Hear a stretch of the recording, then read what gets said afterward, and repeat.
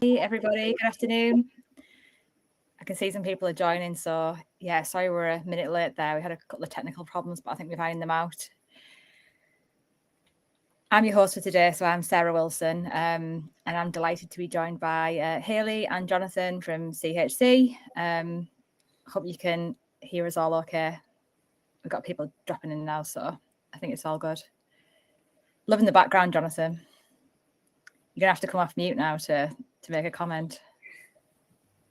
Well, I didn't think you needed to see my kitchen and dining room behind me because it's an absolute state. So I thought it best pop something up to hide the shame. Yeah, we've had a variety of funny backgrounds, haven't we, Steve, over our time? Well, hopefully, if our marketing ladies got our Wi-Fi back, we're hoping to pop a poll up just to kick things off as people are joining.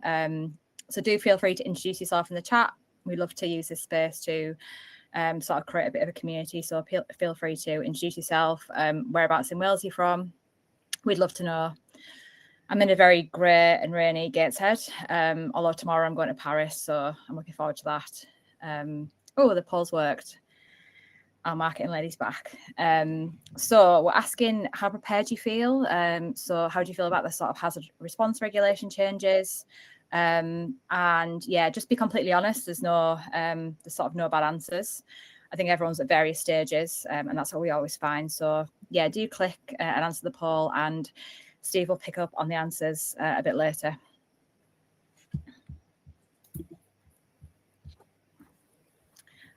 Oh, hey everybody. Hi Phoebe. Hey Paul. Hi John Paul. Hey Silke.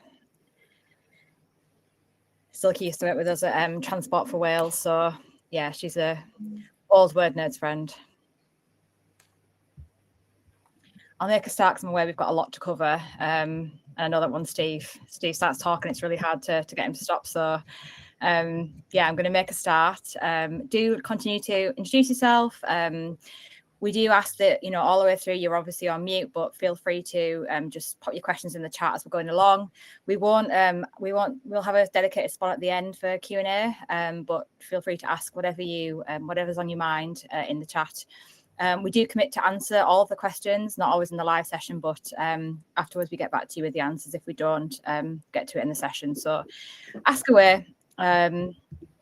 So yeah, the number one question we always get asked is this being recorded? And it is being recorded. So yeah, if you've got to jump off, you get a parcel, the dog needs a wee, just jump off and you'll get the recording straight after the session. So I'd love to hand over to Hayley if that's okay. Hayley's just going to tell you a little bit about sort of why we arranged this webinar, how it came about, and yeah, how she hopes it'll be valuable. So over to you, Hayley. Great, thank you so much, Sarah. And yeah, good afternoon, everyone. It's great to see some of you here this afternoon. Today, we're going to hear about how Wordnerds have worked with one of the largest UK social housing providers to tackle all 29 HHSRS hazards and have built a framework that hopefully others can adapt and use here in Wales. Following the Welsh Government's announcement that new hazard requirements will be in place from April this year, we reached out to Wordnerds to organise this session. We know many of you are now deep in operational planning, making sure that you're ready to meet the new requirements from the 1st of April. So we felt that like this was a really practical case study that hopefully can support you as part of those preparations. So today's all about learning, thinking about how that could be transferable into your organisations. And I'm really pleased to hand over now to Sarah, Steve and Zoe, who are going to walk us through the session. Perfect. Thanks so much. And thank you for setting this up. We're absolutely delighted to be here. And thank you to so many of you for joining us and giving it your afternoon. And we really appreciate it. So we're just going to start with a very quick introduction, just so you know who we are. So you've got 3 varieties of us today. That's me. I'm the vegan with the obsession with leopard print. So I'm Sarah Wilson. I work in the social housing space and do everything sort of account management related. We're also joined by Zoe. Zoe works in the housing space within customer success land. So she's all about, working with our housing associations, taking their suggestions and feedback and bringing those into our model. So she's perfectly placed to talk through some of the work that she has done so far with Guinness. And then the man that needs absolutely no introduction, one of our co-founders. You might recognise him off the telly because he's just been on BBC's Only Connect. We were all totally in awe of his ability to find links between the most unrelated things, like 17th century poets and types of pasta. But it's his knack of really servicing them critical connections that you need. So, things like my walls are black, needs to be flagged as a mould hazard, or a cold room complaint is a excess cold categorisation, for example. And that's what he's going to be talking about today. So Steve's the head of our insight team. I think the chief scientific officer is probably a little while ago. Steve, you're all about insights and innovation, aren't you? And everything to do with analysis of tenant feedback. So he's a great person to ask questions to. Now, who are we? Just a really quick introduction. I'm assuming that most of you won't have heard of us. So we are a customer feedback analytics platform, and we really specialise in that space. That's a lovely picture from our summer barbecue. Very informal. So we have got some great names in the social housing space, as you can see below. So brands like Raven Housing Trust, Sovereign, Curo, BPHA. And we also work outside of that space as well in retail, transport, and finance. So Transport for Wales is actually one of our sort of oldest customers. So we've done a lot of work in the kind of Welsh space previously. Now, what you'll get for today. So we've got a very short agenda. I'm going to keep my talking to an absolute minimum. So I'm going to set the scene on what we've heard that Welsh housing associations are facing right now, and why April is sort of so important. And then I'm going to hand over to Steve and Zoe, and they're going to lift the hood on how Guinness Partnership built a framework that covers all of the hazards, not just the ones that make the headlines, and what that actually looks like in day-to-day operations. And then I'll come back at the end, and I'll chat to you about what you can do next to prepare. And then we've got a good chunk of time, so about 15 minutes for questions at the end. So get your questions in the chat as we're talking. Right, so let's get into it. So where are we at now? From what I've heard, it's a lot. There's a lot to be dealt with. The Renting Homes Act is already in force. We know that hazard response duties are looming. And unlike England, who got that phased rollout for damp and mould, which started in a couple of years ago and doesn't end until next year, the expectation in Wales is that you will be monitoring all of the hazards from day one. So that's all of them, from the start of April. Now, we've got a real mix of job functions joining us today, and you're all coming at this from a slightly different perspective, which I just wanted to touch on. So if you're in asset and maintenance, you might be thinking, what properties are at risk before the Section 91 kicks in. If you're in sort of housing ops and, customer experience, you're thinking, I've got hazard mentions all over the place in every different channel, not just the formal complaints forms. How do I bring those all together? And compliance really needs that audit trail that your ombudsman would actually accept, not just a sort of folder of spreadsheets. But here's the most important thing I'll say to you today. The good thing is that your tenants are already telling you about these hazards right now, and that's in repair calls, in survey verbatim, in emails, in WhatsApp messages. All of the signals are there, but the question is whether your systems are actually wired to pick that up. Now, let me give you a specific example of how this goes wrong, and I suspect a few of you will recognise this. So, a tenant calls about a cold room in week 1. They send a survey response in, mentioning a damp patch in week 2. They send you an email about a mouldy wall in week 3, and that's 3 channels, 3 different inboxes, and nobody's joining the dots, and that's a real systems problem. And it's made worse because tenants just don't speak in the categories. They don't say things like, a category 1 excess cold. They say no heating, my boiler's broken again, my kids are sleeping in their coats. And it's exactly the same hazard, but just described differently every time in 3 different systems and spreadsheets, and maybe not even flagged as a hazard at all. And that is what's really keeping people up at night. It's a hazard that's been sitting quietly in your data for weeks, and just nobody's noticed it until it becomes a real issue. Now, we're going to put forward a sort of the way that we find to handle this best, and we're going to walk you through the system that we've developed to help solve this problem. The people that are really getting ahead of this have stopped relying on manual tagging, and they've looked at the processes and systems. So by the end of this session, when somebody asks, what's our plan for April, you're going to have a real answer, and not just that we're looking into it, a specific defensible plan. And the best working example that we've seen is from Guinness Partnership, as Hurley mentioned, and it's a completely closed loop. And Steve will tell you what that means in practice in more detail. But from the moment that a tenant mentions an issue, we go all the way from that contact right the way through to your compliance audit trail. So to show you how this works in practice, it's over to you, Steve.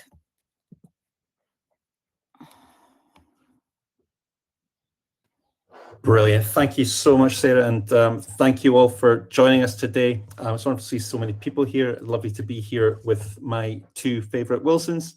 That includes the volleyball and castaway.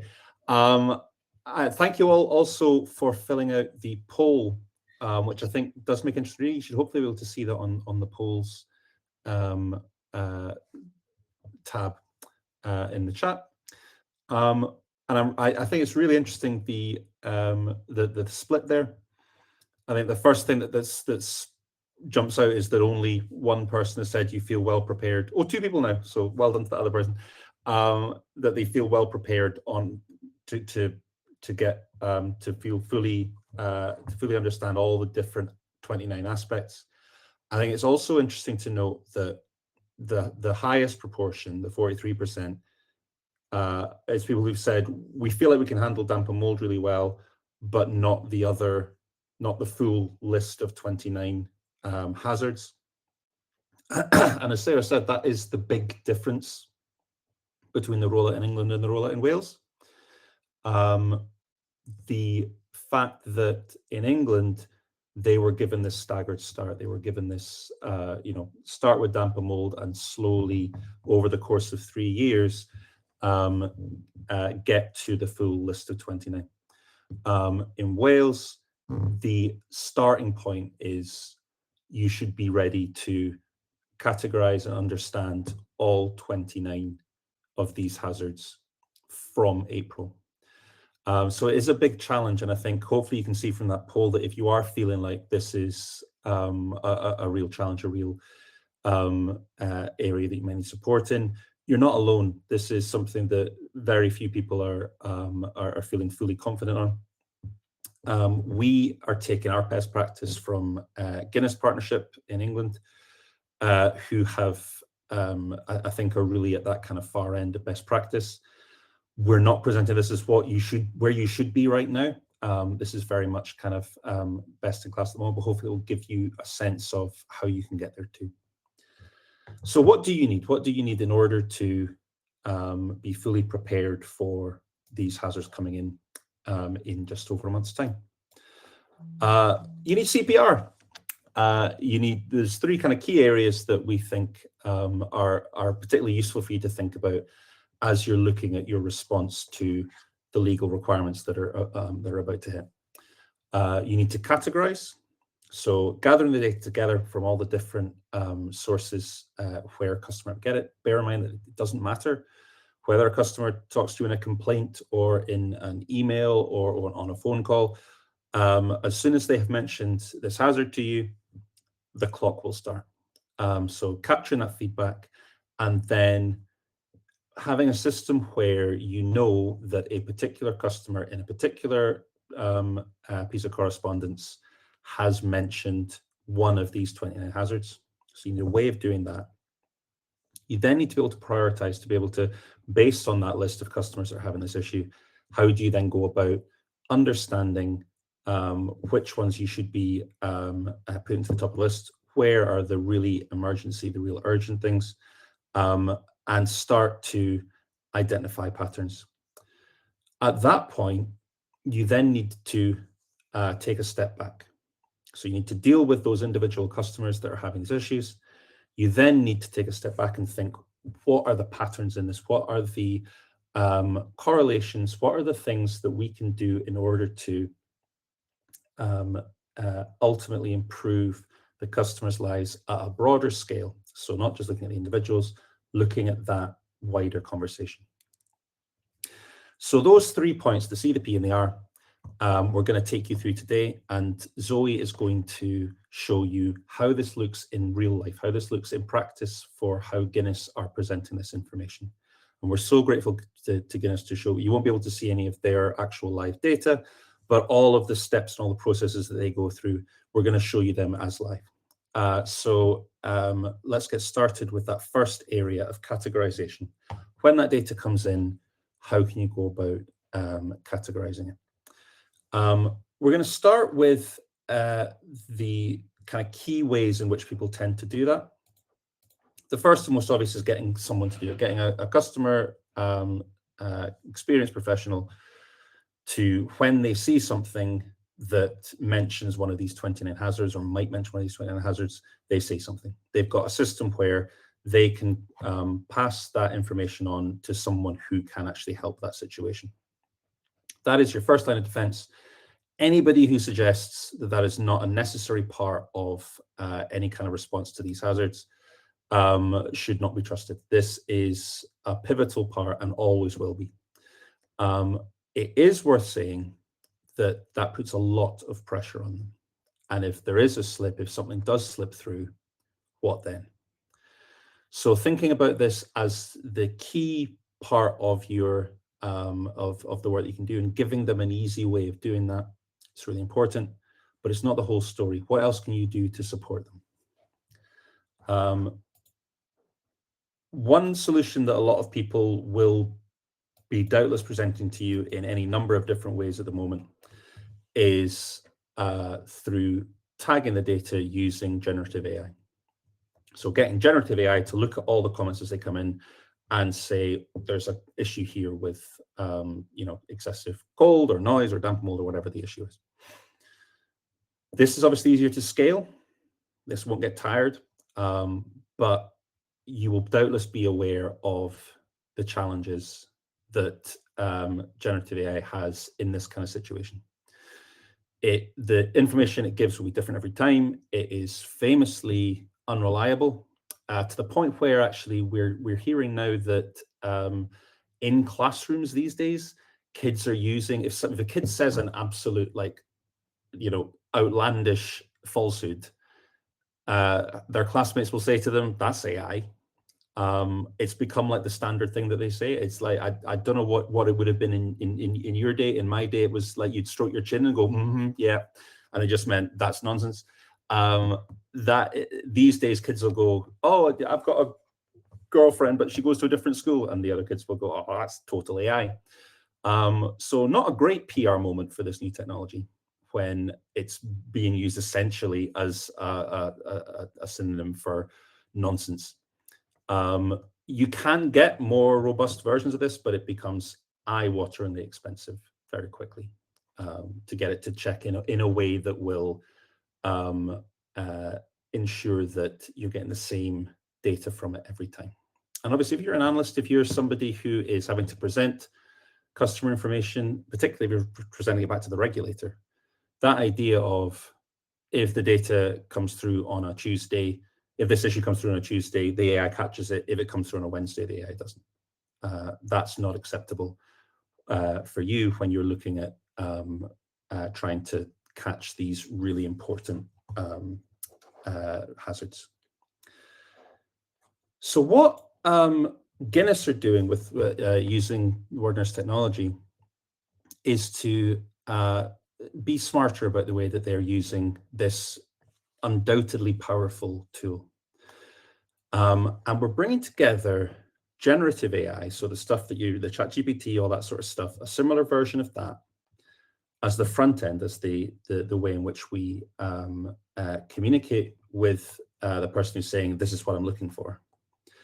And we are pulling that data through and then using more robust machine learning algorithms in order to then categorize it in a much more secure and concrete way.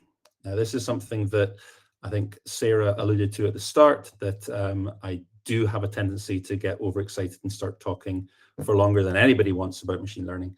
But the kind of I'm going to really try and attempt not to do that.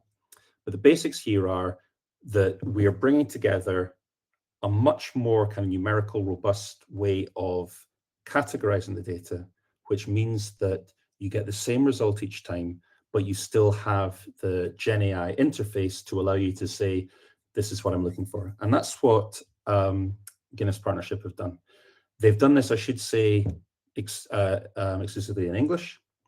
We know that you guys will probably be dealing with bilingual data sets more than your counterparts in England. What we would generally do there is to translate the data into English first, just because the stuff that we're talking about here is more in depth and I think has further to go with multilingual than the translation software. So we would generally use one of these tools to translate the data from Welsh to English first, and then move into the and then move it through this process. But once we've done that, the process then allows you to structure your data in such a way that you have a much more robust categorization process to then play back to your senior leadership team, your customers, the regulator. And Zoe's now going to show you what that process looks like in practice in the real world. Great, thank you, Steve. And just for the record, before I jump in, we love hearing you talk about machine learning, never stop. In that case, allow me to do the longer version of the... Not right now. Let's all mute Steve. Great. So I'm going to be talking a bit about the approach that Guinness have taken using the Wordnerds platform to overcome this challenge. But just before we do, to bring it to life a bit more, I just wanted to zoom in really on what that categorisation challenge that Steve has started talking about really looks like in practice in relation to the 29 HHSRS hazards. So we're going to look at what this challenge looks like in relation to one of those hazards in particular, which we've chosen excess cold for today. So we've got a few examples on the screen there of how this actually might materialize in real human verbatim. So we've got my child sits shivering, it's impossible to keep the flat warm, I can see my own breath like a refrigerator, drafts always freezing. A few different examples there of how people could refer to this excess cold problem. And you'll notice that actually not one of them uses the word cold. In fact, I always find this quite interesting that one of them actually uses the word warm, but in a completely different context to how we might usually say, I'm really warm. This is really just to illustrate the example of how the approach of keyword tagging really just doesn't go far enough. So if we were just looking for keywords around cold and cool here, none of these examples would actually be categorized. In fact, if we were looking to categorize excess warmth, this example would be incorrectly categorized in that category around it's impossible to keep the flat warm. So hopefully this just helps to illustrate that challenge a bit more in relation to how pieces of feedback might actually materialize from your customers. So furthermore, doing this manually across all of those 29 hazards, that just becomes near impossible. And that is why you need a specialist tool which can do this job for you, which can understand the nuance of human language and also categorize it robustly at scale. So this is where Wordnerds comes into it, and using the approach which Steve has described, we allow you to train individual categorization models, which we call themes, in order to group subjects together when people are talking about the same thing, but could be using different words and different language, as we've got here. How that actually works in practice on Wordnerds is you simply describe what you actually want to categorize in your theme. So on the screen there, I've just popped in a screenshot taken directly from a theme which was created on the Wordnerds platform for excess cold, where we've described what we'd want to categorize within that. This is really to make it super transparent. It's not a black box AI tool. Everyone is on the same page in terms of what you set up the rules for each of your themes to do. Sometimes that real challenge isn't actually spotting the individual comments, it's really having a system that can then track them at scale, measure them every time in the same way across all of your different data sources and be consistent. And that is where we aim to support with the Wordnerds platform and the themes that you can create. So looking at the Guinness approach in a bit more detail, this is exactly what Guinness set out to do on Wordnerds. They set out to train one of our themes to categorize each of the 29 HHSRS hazards. This means that when they bring all of their feedback together, they have confidence that it will be categorized consistently in the same way across all of their different data sources. So they have on one side all of their messy feedback across different data sources. They might have their TSM survey, transactional surveys, CRM entries, emails, complaints. It all probably lives in different places and different formats. So what they do to standardize that approach is put all of that verbatim feedback into the Wordnerds platform. Then, because they have trained those themes, they've set their own categorization rules in terms of what they want to define as each of the hazards. All of that feedback is processed, is categorized consistently, and you can put an accurate number on how many people have mentioned each of their individual hazards. So that really just centralizes all the feedback and gives that consistent approach. That being said, that step that Steve mentioned in terms of closing individual cases is obviously super important. But what that doesn't allow you to do is really understand the scale of those issues across your whole customer base in a way that you can actually rely on to use and understand trends and hopefully put those actions in place to improve things at the higher level rather than just for each of the individual cases. So with this approach, Guinness have created that theme framework, which has each of the 29 hazards, and they categorize and track that each month at the really high level. This is now integrated in their monthly board reporting, so they can get this straight in front of the executives who it matters to. And what I really like about their approaches as well, that they always include direct customer verbatim examples around each of the hazards, just so to ensure that real voice of customer is always visible to executives and they can kind of see in direct words how customers are actually expressing how they're experiencing these issues in real life. Taking this a step further, I'm just going to start sharing my screen briefly. What this actually looks like in best practice, and again, in terms of the Guinness approach, is moving beyond just those static reports, which you might put out and produce at a regular cadence, and instead also having this live in a BI dashboard.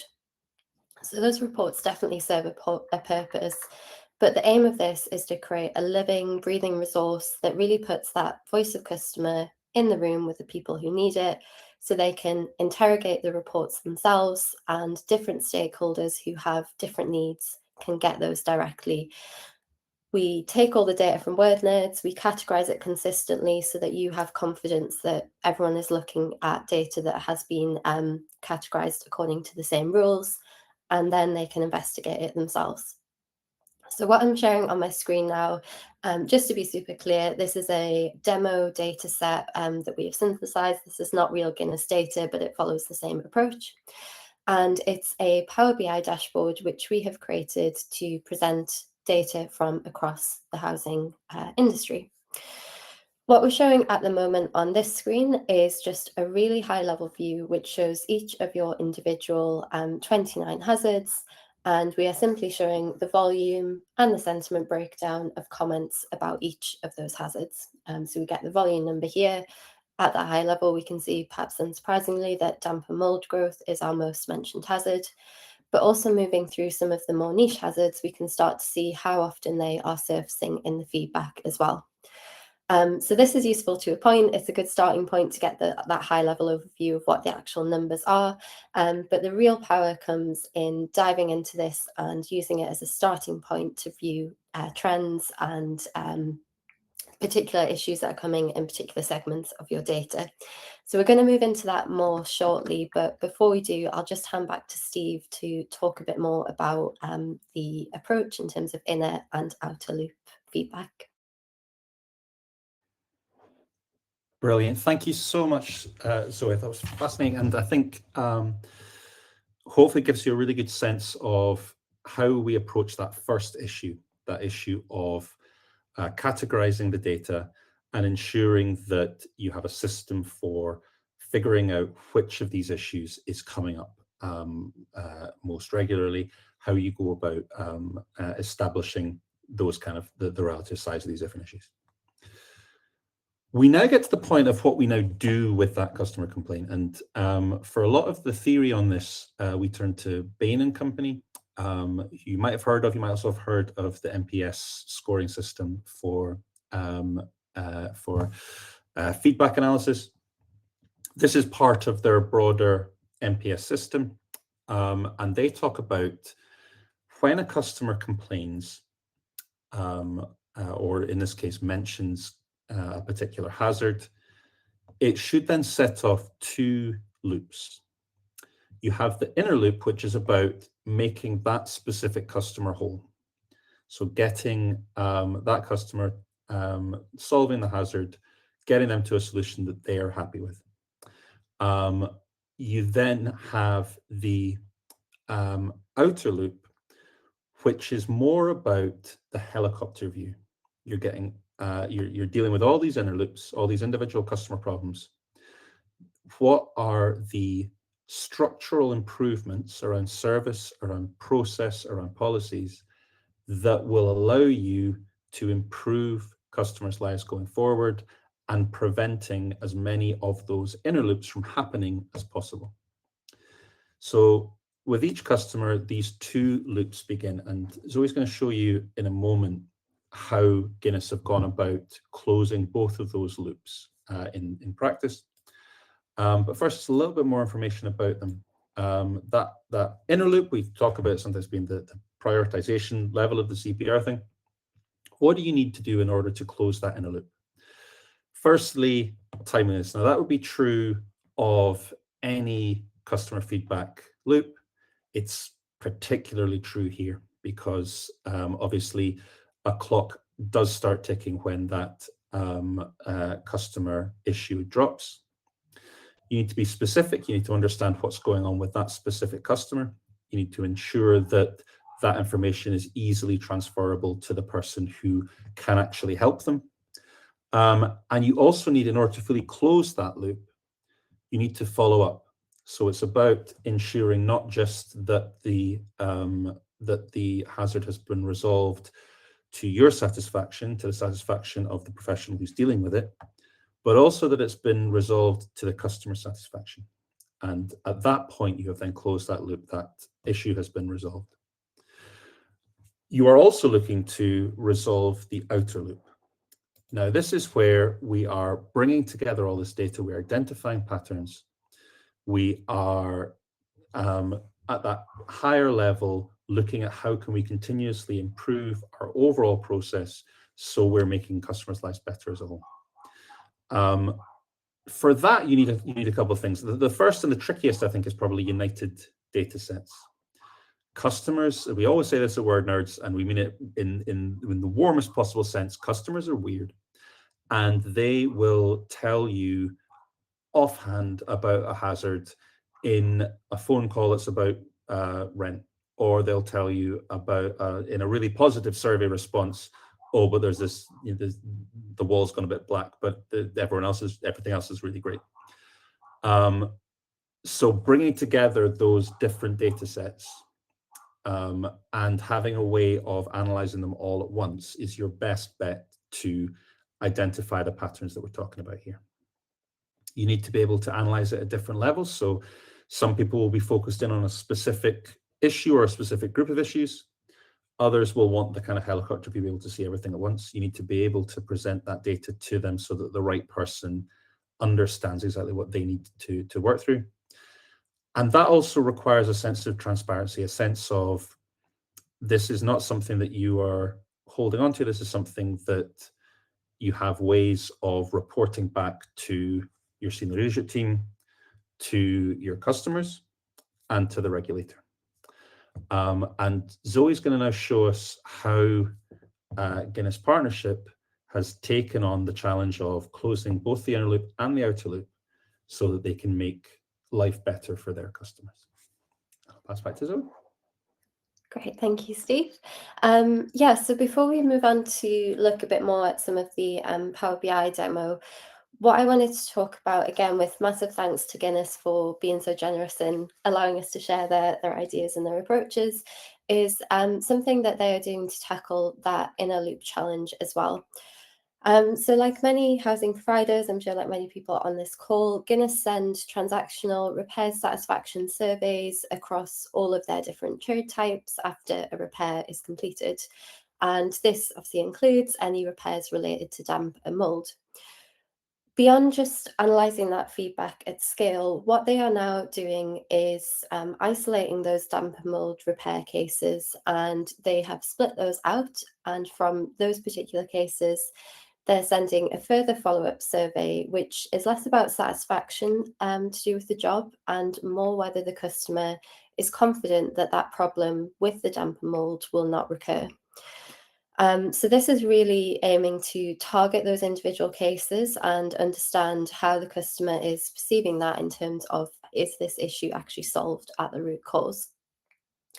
And then to maximise the effectiveness of this approach, what Guinness are doing is integrating this with their CRM, which means that if a tenant indicates that they are not confident in the resolution of that damp and mould case, they're actually going to trigger that, so the case will automatically reopen, and that will alert the assigned case owner.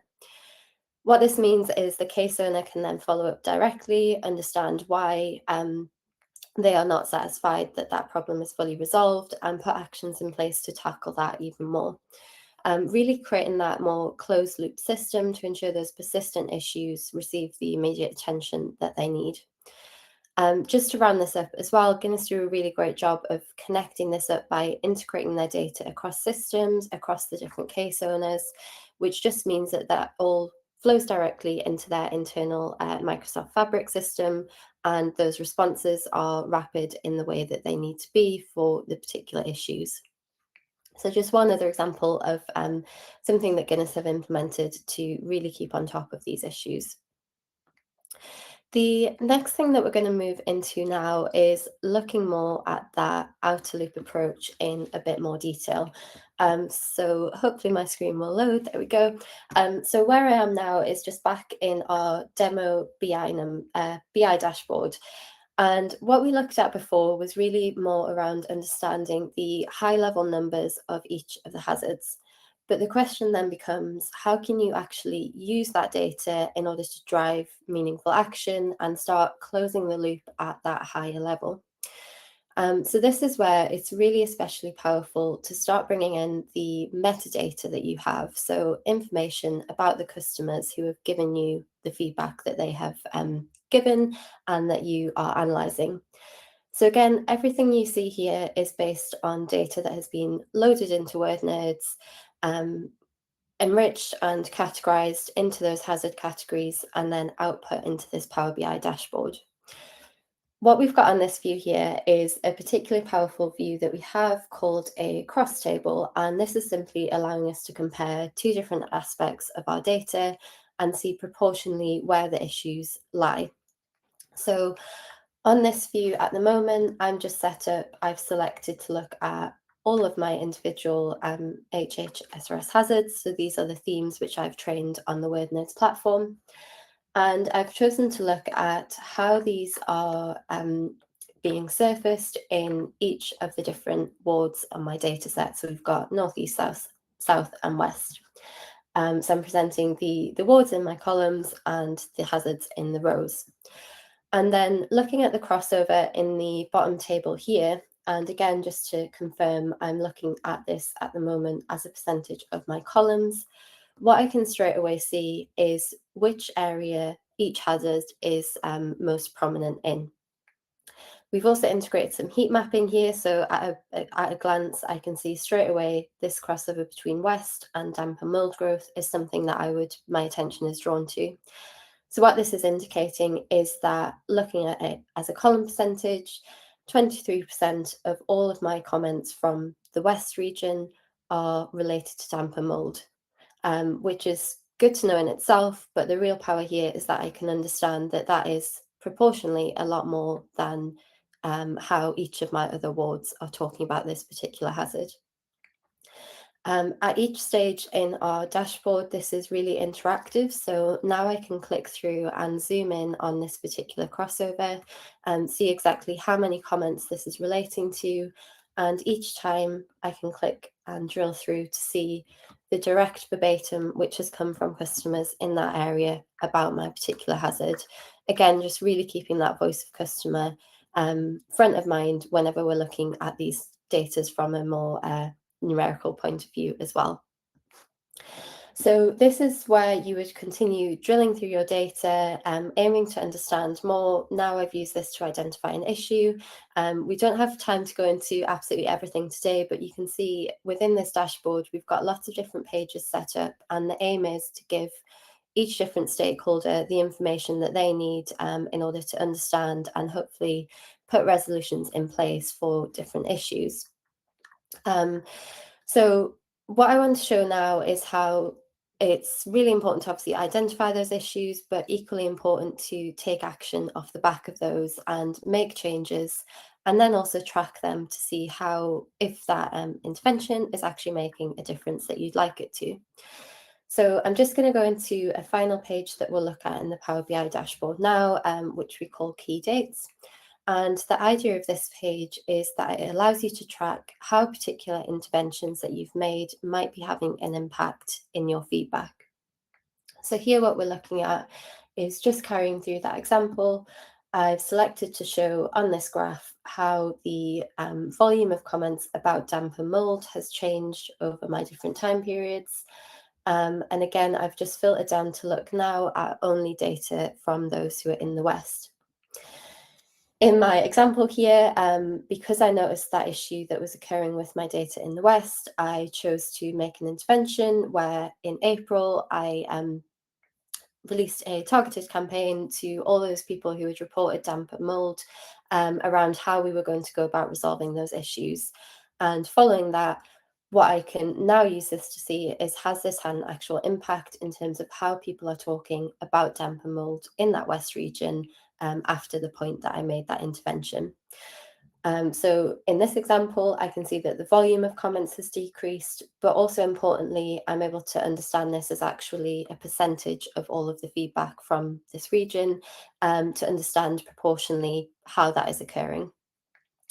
Obviously, this wouldn't be the final point. We need to make sure there's a real correlation between this. And again, I can continue diving through the feedback, seeing the verbatim. But this just allows you to not only identify the issues, but start making those actions, and then also hopefully start tracking the impact and sharing this a bit more widely with the stakeholders who it's really important to. So if anyone has any questions about the Power BI or the setup or whatever, please do let me know. I know that's been a bit of a quick whistle-stop tour today with some of those useful pages, but hopefully that's helpful to give an idea. And I'll just hand back to Sarah now. Fascinating. Thank you so much, Zoe. That was great. I love that key dates visualization at the end.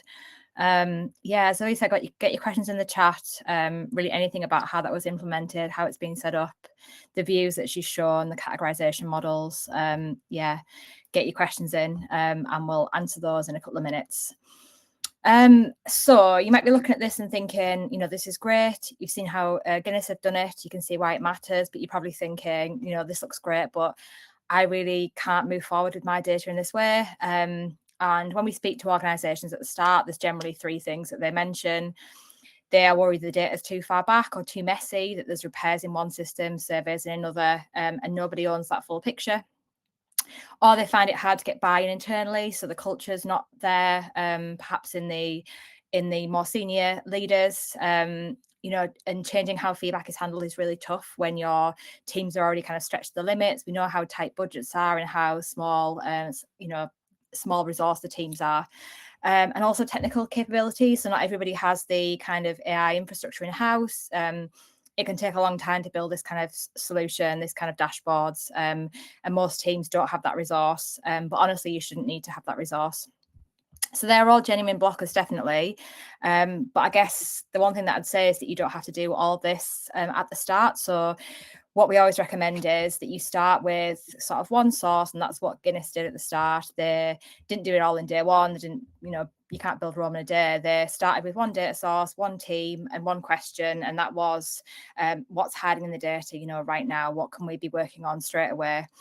And if you are looking at this and thinking, oh, I'd love to give this a try on my data, we do offer a report that does exactly that. It helps you to see what your data looks like and how it's performing, sort of areas for improvement, deep dives. We take a slice of data at the start, so it's usually complaints or some surveys like the TSMs, like your transactional surveys. And we do the process that Zoe's shown just there. So we take it, upload it, run it through the categorisation models, look at the prioritisation issues, and then hand you back a hazard identification report and that sort of prioritised risk list to make sure that you can see what you need to do first, what's going to have the biggest impact. And there's no real sort of massive procurement process or like a heavy integration there. It's a very straightforward way of getting started. It's sort of a clear way to get yourself in a sort of a current compliance position and show you what you need to do next. And so you're feeling quite prepared for your next board meeting. Excuse me. Now, before we open up the floor, we've got a couple of things to offer you today. So we've written a guide specifically for the Welsh housing associations, and it's all around HHSRS hazard response, what you need to do, what the timelines are, the specifics of it, and what systemic monitoring meant in practice. And so we'll share that with you after the call. And straight away after this call, you'll get a full recording of today's webinar. So keep an eye out for that in your inbox. If you're looking at this and thinking, you know, I'd love to give this a try, I'd love to sort of see what this looks like with my data, we are offering a launch offer for Welsh housing associations. So if you were interested in this kind of report, just get in touch with me and I can chat you through the whole process, what it looks like for you, the kind of timescales and that kind of thing. We do that for less than £5,000 because we tend to find that at that mark it tends to go down. It's quite easy to get through procurement and that kind of thing. There's not a great heavy lift to have it approved, so you can get it quite quickly and we can turn it around again in quite a short time frame, so generally 4 to 6 weeks. So with that all being said, I'm going to move very quickly onto the questions and give us plenty of time for discussion. So let me move to the questions. What have we got, Stella? Let me have a look. So we've got, can everyone see that there? Yeah. I've managed to pop my chat box into a separate tab. I don't know how I did that, but yeah, hopefully you can see the question on the screen. So Alan has asked, I'm interested in how Guinness assert certain vulnerabilities with each customer. And that's to Zoe. Yeah, I'll take this one. So yeah, really interesting question, Alan. And I think there's a couple of different points to talk about here. So firstly, sometimes customers will actually, you'll know about the vulnerabilities that they might have from the metadata that you hold about those individual customers. So something Guinness have worked on recently is completing a customer census, which I know a lot of other housing associations that we work with have done as well, where they have essentially asked questions around kind of information related to that particular person living in that particular property. So for example, do you have children, any physical health conditions, mental health conditions, etc., that they are comfortable to share. I think it's important to make the point that like none of this is mandatory. It's all just with the aim of helping to improve the life of that customer as well. Then using this actual metadata, they can connect that up with the records that they hold about that customer, the feedback that that customer has given, and we can use that in relation to their qualitative feedback by segmenting that across larger customer groups as well. So are there any challenges with which people with children, for example, face, which are more common to them than people without children? And we can do that using a similar approach that we looked at today, where we would use the kind of vulnerability categories as the segmentation as opposed to the area, for example. So that's one aspect. And I think the other aspect is that sometimes customers might actually tell you things in their feedback which you perhaps weren't even aware of about them. So someone might make a comment like, I've got 2 children and I've got no room for them, or there's mold growing in their room, it doesn't feel safe, etc. This is where having a tool that actually analyzes your feedback at scale like that is really important. So what Guinness have done in particular is, again, used our categorizations on the platform and trained models on each of those different vulnerabilities that they might want to be aware of. So children, people talking about impact on physical or mental health, etc. And that means that if people are telling you something in a survey response, you're always going to be aware of it and take that into account when you're understanding that feedback as well. I hope that answers your question, Alan. That's a great question. Thanks for that, Zoe. I'll take this one. So question from a fellow Sarah. How much effort is required from us for the hazard report and how long does it take? So I think that's a brilliant question. In terms of effort, we try and make it as light of touch as possible. So all you have to do is we have a project agreement and then you send us your data, generally 1 to 2 years of historical data. And it's just a CSV dump. So it's quite a straightforward way of getting it into us. And we do the rest. Well, when I say we, I mean Steve and his team, his brilliant team. I do absolutely nothing, which everyone's grateful for. So what happens is we have a very short kickoff meeting where we discuss objectives. That's what we care about the most. What does success look like for you? Is there any areas in particular that you want to look at? Just really exploring it in a bit more detail. And then we also have a draft report meeting where we'd run you through that data. And the rest of the time is we hold a stakeholder workshop at the end. So we take you through the journey that we've been through on the report. We allow people to ask and answer any questions ultimately. And Steve even throws in a quiz now in the most recent one. So that's been very popular.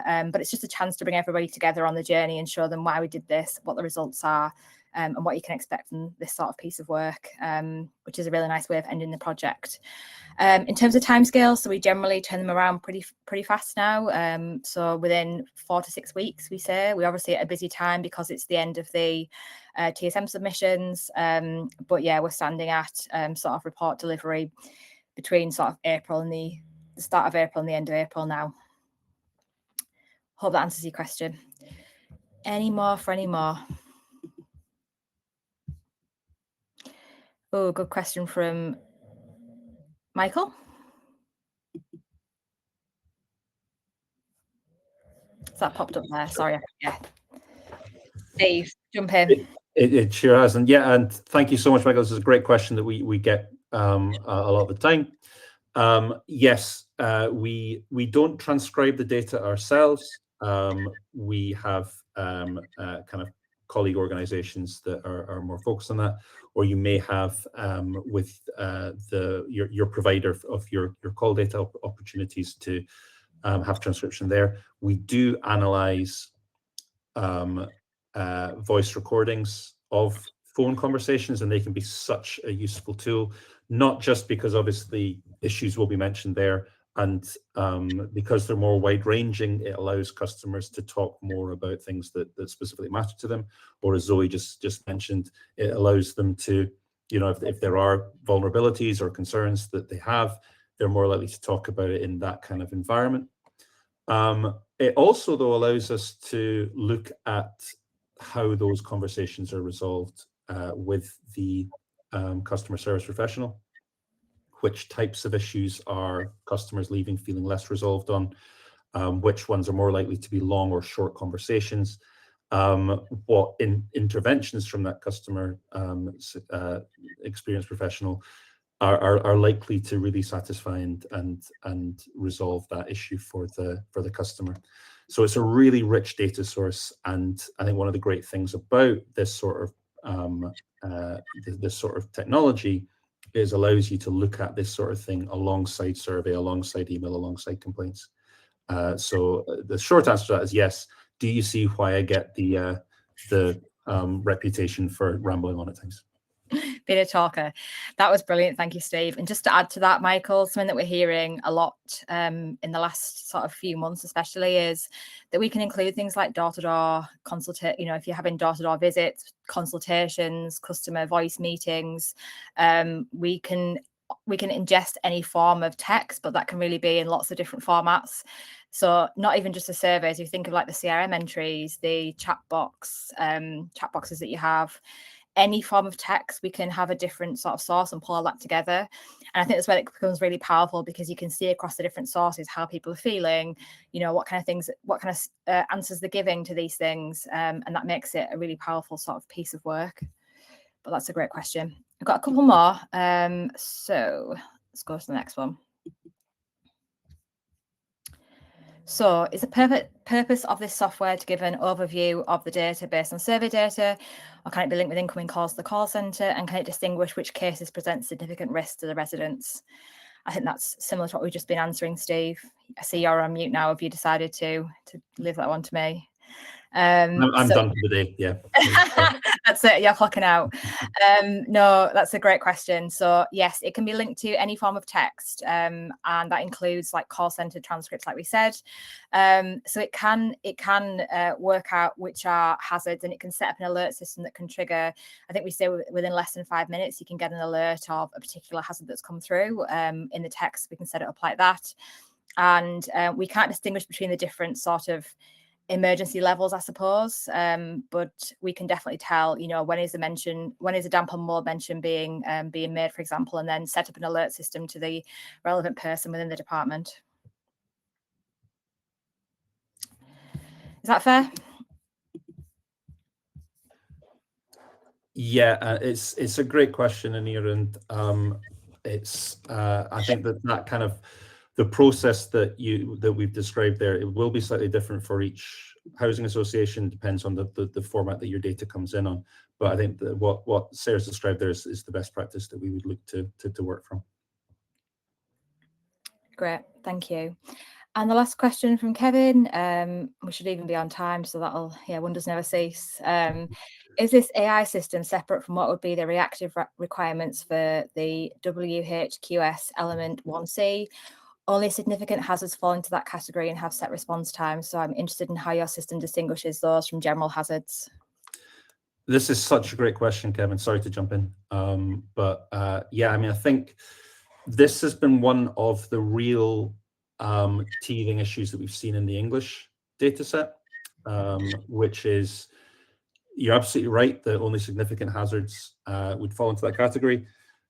And the issue that we've seen in England is who decides what is a significant hazard, and that can be a lot of the time that is down to the policy of the specific housing association. So understanding what you would deem as a significant hazard, I think, is the first step there. Once we have that information, though, I think one of the great things about what we're talking about here with the Wordnerds platform is you can train these small AI models to distinguish that. So you can say, I want one that's general, I want one that's just any kind of potential mention of something that might possibly be a damp or mold issue. And then one that is, I really want the specific, this is causing or exacerbating a health issue. This is an emergency situation. We talked about vulnerabilities. This is something that this is affecting somebody with a vulnerability that pushes it to that kind of next level. And that prioritization stage that we talked about, I think, is really kind of that this is a really key part of that. So in terms of, does it distinguish? Yes, it does. And you can have it at both levels. So you can get the broad and the narrow.